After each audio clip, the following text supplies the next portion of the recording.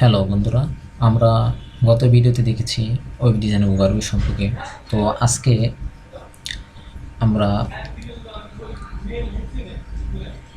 Web design যখন শিখব, যখন একটা সাইট তৈরি করব, তো অবশ্যই একটা সাইট তৈরি করতে হলে আমাদের লেআউটটা কীরকম হবে সেটা আমাদের আগে ডিজাইন করে নিতে হবে। তো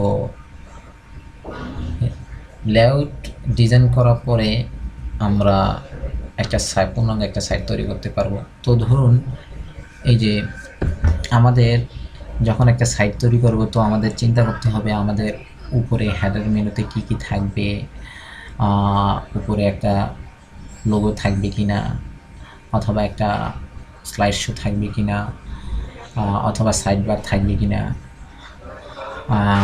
অথবা বিভিন্ন ইমেজের উপরে ইফেক্টিভ থাকবে কিনা। এই ধরনের চিন্তাগুলো আমাদের মাথায় থাকতে হবে। তো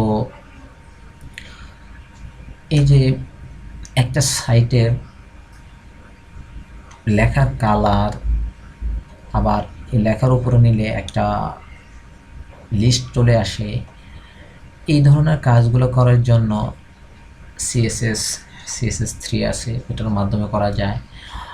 এছাড়াও এই যে এখান দিয়ে কি সুন্দর অ্যানিমেশন হচ্ছে, তো এই কাজগুলো করার জন্য আমাদের সিএসএস 3 আছে, সিএসএস আছে, বিভিন্ন ধরনের আপনার ইফেক্টিভ কাজ আছে সিএসএস 3-তে।